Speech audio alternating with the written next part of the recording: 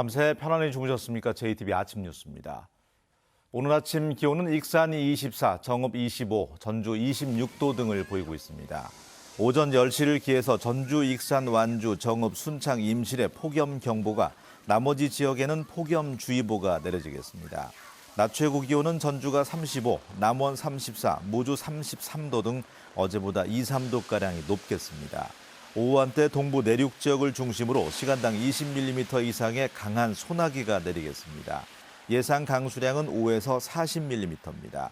내일 밤부터 금요일 오전까지는 10호 태풍 크로사의 영향으로 비가 오겠습니다. 전북교육청이 상산고의 자사고 취소에 부동의 결정을 내린 교육부를 상대로 대법원에 소송을 냈습니다. 한마디로 전북교육청은 법령을 위반하지 않았다는 주장입니다. 예상된 법적 대응으로 상산고 사태가 제2라운드에 돌입했습니다. 권대성 기자입니다. 교육부는 전북교육청의 상산고 자사고 취소 요청에 부동의 결정을 내렸습니다. 사회통합전형 선발비율 평가가 교육감의 재량권을 넘어선 위법이라고 판단했습니다. 현행 초중등교육법 시행령 부칙이 상산고를 포함한 구자립형 사립고의 사회통합 대상자 선발 비율을 적용을 제외한다고 명시함에도 정량지표로 반영한 것은 재량권의 일탈 또는 남용에 해당하여 전북교육청이 상산고의 자사고 주의가 유지되도록 한 교육부의 이 같은 결정을 취소해달라는 소송을 대법원에 내기로 했습니다. 법령을 위반하지 않았는데도 교육부가 위법하다고 판단했다는 겁니다. 교육부가 제시한 평가 지표를 활용했고 교육부가 제공한 절차를 통해서 정당하게 평가를 했는데도 불구하고 위법하다고 한다면 이 위법성 여부를 어떻게 확인해야 될까? 결국 사법부의 힘을 빌릴 수밖에 없지 않느냐 생각이 들고요. 대법원 소송의 쟁점은 사회통합전형 선발비율 지표가 될 것으로 보입니다. 전북교육청은 대법원 소송과는 별도로 교육부의 동의권이 정당한지를 따지는 권한쟁의 심판을 헌법재판소에 낼지도 검토하기로 했습니다. 상산고 사태가 전북교육청이 교육부를 상대로 법적 대응을 시작하면서 제2라운드에 접어들었습니다. JTBC 뉴스 권대성입니다. 8년째 이어진 군산시 하수관거 부실 공사 의혹이 최근 민관공동조사단의 조사 결과 일부가 사실로 드러났습니다. 군산 지역의 시민사회단체가 검찰의 철저한 재수사와 책임자 처벌을 촉구하고 나섰습니다. 김진영 기자가 취재했습니다. 폴리에스테르 수지를 사용해 높은 강성을 가진 레진관을 묶기로 한 구간입니다. 그러나 확인해보니 설계와 다르게 3배에서 5배가량 싼 일반 관이 묻혀 있었습니다. 부실 관리도 드러났습니다. 조사 구간 6km 가운데 1.6km가 잘못된 시공으로 오수가 흐르지 않는 망관 상태였습니다. 공사가 끝난 2011년 이후 관리마저 제대로 이루어지지 않아 부식으로 인한 재시공이 필요한 상황입니다. 관이 꽉 차 있어요. 운영사에서 지금까지 그 관을 관리를 못한 거죠. 오수가 제대로 이렇게 유수가 될 수 있도록 해야 되는데 망관이 돼 있으니까 지금 그 속이 어떻게 돼 있는지 모르는 거예요. 철저히 수사하라! 수사하라! 수사하라! 수사하라! 24개의 군산 시민사회단체가 하수관거 사업과 관련해 8년 전부터 제기된 부실 시공 의혹이 민간 조사 결과 사실로 드러났다며 검찰에 철저한 재수사를 촉구했습니다. 전체 114km의 5%에 해당하는 6km의 일부 구간 조사에서 많은 부실이 확인됐다며 검찰은 더 이상 수사를 외면해서는 안 된다는 주장입니다. 검찰은 수많은 증거에도 불구하고 2차례나 무혐의 처분을 내렸다. 내리는 등 다줄기식 수사 의혹에 제기되는 만큼 이번에는 제대로 수사에 반영하여 반드시 바로 잡아야 할 것이다. 700억 원 넘게 투입된 하수관거 사업. 2차례나 무혐의 결정을 내린 검찰이 다시 수사에 나서면서 해묵은 논란의 종지부를 찍을지 관심을 모으고 있습니다. JTBC 뉴스 김진영입니다. 민주평화당이 결국 둘로 쪼개졌습니다. 대한정치연대 의원 10명이 공식적으로 탈당 기자회견을 가졌습니다. 정동영 의원은 배후로 박지원 의원을 지목하고 구태 정치라고 비난했습니다. 호남 정치권이 경량에 휩싸였습니다. 이승환 기자가 전합니다. 변화와 희망의 미랄이 되기 위해 평화당을 떠난다. 더 큰 통합과 확장을 하겠다며 탈당을 선언한 대한정치연대 의원들의 말입니다. 이들은 민주당은 국민에게 실망을 주고 한국당은 우경화로 역사를 되돌리고 있다면서 새로운 대안을 모색하겠다고 밝혔습니다. 기득권 양당 체제를 지탱하고 있는 가짜 보수와 가짜 진보를 퇴출해서 생산적인 정치로 복원하기 위해 정치 세력 교체의 길에 나서야 합니다.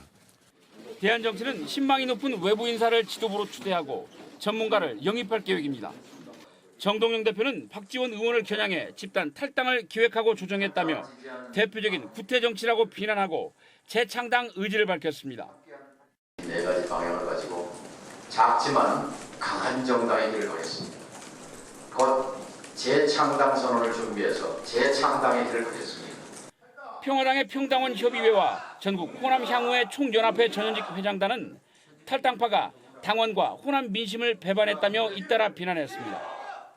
거취가 주목됐던 김광수 조배수 의원은 당에 계속 남아있겠다는 뜻을 밝혔습니다.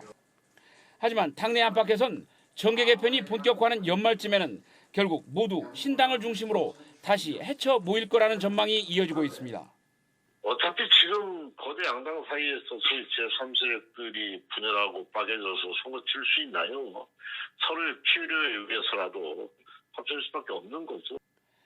제3지대 신당의 동력에 따라 야권의 상황이 계속 유동적일 수밖에 없는 이유입니다. 대한정치의 탈당이 호남권 정계 개편을 가속화하는 촉매제가 될지 아니면 찻잔 속에 태풍에 머물고 말지 총선이 이제 불과 8개월 앞으로 다가온 가운데 활로를 모색하기 위한 야권의 움직임이 급물살을 타고 있습니다. JTB 뉴스 이승환입니다. 미세먼지가 갈수록 심각해지자 정부는 전국 모든 지역 아동센터에 공기청정기를 구매해서 지원하겠다고 발표했습니다. 그런데 공기청정기를 사주겠다던 약속은 어디로 가버리고 임대료만 지원하는 쪽으로 정책이 바뀌었습니다.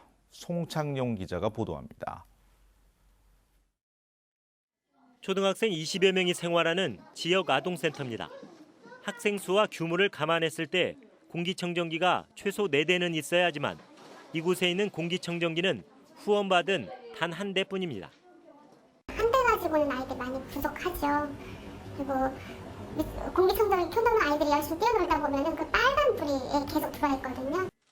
이처럼 열악한 지역 아동센터를 위해 지난 4월 정부는 공기청정기를 구매해 지원하겠다고 발표했습니다. 생애 초기부터 몸과 마음이 건강한 아동으로 자랄 수 있도록 건강 지원을 강화하겠습니다. 하지만 불과 4개월 만에 구매 지원에서 임대 지원으로 정책을 바꿨습니다. 국회에서 임대 지원이 낮다는 이유로 관련 예산을 삭감했고 정부 또한 이를 받아들였기 때문입니다. 렌탈로 가는 게 더 낫겠다라는 의견이 제가 들은 걸로 알고 있습니다. 그렇게 해서 렌탈로 바뀐 걸로 알고 있습니다. 그러나 지원액이 50제곱미터 이하는 한 달에 3만 원, 이상은 5만 원으로 충분하지 않고 신청서를 제출해야만 지원이 가능해 지역 아동센터들의 불만이 높습니다. 정책이 많이 왔다 갔다 하니까 조금 황당하긴 했죠. 정부가 갈수록 심해지고 있는 미세먼지에서 어린이들을 보호하겠다고 나섰지만 소극적인 지원에 그치고 있습니다. JTB 뉴스 송창용입니다. 사건 사고 현장을 늘 접하는 경찰관들은 정신적으로 충격을 받는 경우가 많습니다. 그동안 전북에는 전문 치료 기관이 없어서 적절한 치료를 받는 데 불편을 겪었는데요. 이번에 치료센터가 문을 열었습니다. 나금동 기자가 소개합니다. 15년차 경찰관 김모 씨는 지난해 근무 중에 부상을 입었습니다. 노래방에서 난동을 부린다는 신고를 받고 출동했다가 남성이 휘두른 흉기에 다친 겁니다. 더욱 안타까운 건 육체적 부상만이 아니라 심리적인 상처도 생겼다는 점입니다. 지금도 팔 떨리고 저리고 하니까 이게 쉽게 잊혀지지는 않더라고요. 이 케이스가 드물다고 하더라고. 이게. 지난해까지 4년간 심리치료를 받은 전북의 경찰관은 한 해 평균 140여 명. 대부분 폭행 등 강력 사건이나 동료의 순직 등 사건을 경험한 경우였습니다. 특히 우울증 등으로 극단적인 선택을 한 경찰관도 8명이나 됐습니다. 하지만 전북에는 치료를 도울 전문기관이 없었습니다. 멀게는 서울로 가거나 그나마 가까운 대전 등을 오가는 불편을 겪을 수밖에 없었습니다. 늦은 감은 있어도 전북에 경찰관의 심리적, 정신적인 상담과 치료를 도울 전문기관인 마음동행센터가 문을 열었습니다. 를 예방하고 치료하기 위해서 마음동행센터를 개소하게 되는데요. 이번 기회를 통해서 전북 경찰관들에게 좋은 환경을 제공하게 돼서 매우 기쁘게 생각하고 있습니다. 마음동행센터가 범죄 현장 최일선에 서 있는 경찰관들의 정신적 안정을 돕는 계기가 될지 기대됩니다. JTB 뉴스 나금동입니다. 남원 양파가 우수한 품질을 인정받아서 내년에도 대만 수출길에 오릅니다. 지난 주말에 열린 김제 문화재 야행이 더운 날씨에도 큰 호응 속에 마무리됐습니다. 주혜인 기자입니다. 올해 대만에 수출된 남원 양파는 1,900여 톤. 소비자들의 큰 호응에 힘입어 내년에는 더 많은 2,500여 톤이 대만에 수출됩니다. 2004년 수출을 시작한 남원 양파는 올해 최신식 설비까지 가세해 대만, 미국, 베트남으로 시장을 넓히고 있습니다. 지리산 청정 지역에서 생산되는 우수 농산물에 대한 수출 확대로 농가 소득 증대는 물론 지역 경제를 활성화시켜 나가겠습니다. 지난 주말부터 이틀에 걸쳐 열린 김제 문화재 야행이 폭염 속에서도 큰 호응을 얻으며 막을 내렸습니다. 조선시대 행정기관인 김제 관아와 국립교육기관인 김제 향교에는 늦은 밤에도 옛 정취를 느끼고 전통 체험을 즐기려는 시민들의 발길이 이어졌습니다. 김제 문화재 야행을 통하여 우리 조선시대의 삶을 직접 체험해보고 우리 문화에 느끼고 즐기는 그런 좋은 시간이 되었으면 하는 바람입니다. 대한민국 임시정부 수립 100주년과 다가오는 74번째 광복절을 맞아 임실군이 SNS에서 태극기 달기 인증 이벤트를 진행합니다. 오는 15일까지 임실군 페이스북과 인스타그램에 댓글과 함께 태극기를 단 인증 사진을 올리면 됩니다. 순창군이 오는 10월 열리는 세계 발효소스 박람회에 참가할 기업을 모집합니다. 참가 기업에게는 세계 시장에 진출할 수 있도록 다양한 혜택을 지원할 예정이며 신청은 다음 달 30일까지 순창군 장류사업소 전화나 박람회 홈페이지를 통해 가능합니다. JTB 뉴스 주혜인입니다. 전국시도의장협의회가 일본 아베 정부에게 내정 간섭과 경제 침략을 철회하라고 촉구했습니다. 시도의장들은 일본 대사관 앞에 설치된 평화의 소녀상 앞에서 기자회견을 갖고 미쓰비시 중공업에 대한 배상 판결에 정부의 개입을 요구하는 건 우리 사법부의 독립성을 훼손하고 헌정 질서를 무시한 내정 간섭 행위라고 비난했습니다. 이들은 또 일본의 수출 규제는 경제 침략 행위로 볼 수밖에 없다며 당장 백색 국가 제외 조치를 철회하고 평화적인 해결을 위해서 대화의 장에 복귀할 것을 촉구했습니다. 도의회 황희탁 의원이 지난 1년간 받은 의정비를 모두 복지시설에 기탁했습니다. 지방선거 당시 자신의 의정비를 지역에 환원하겠다고 공약했던 황 의원은 1년치 의정비에 200만 원을 보탠 5천만 원을 무주지역 내 장애인 시설 2곳에 나누어서 기부했습니다. 황 의원은 기부금이 유용하게 쓰여지기를 희망한다며 남은 임기 동안 계속 의정비를 기부하겠다고 밝혔습니다.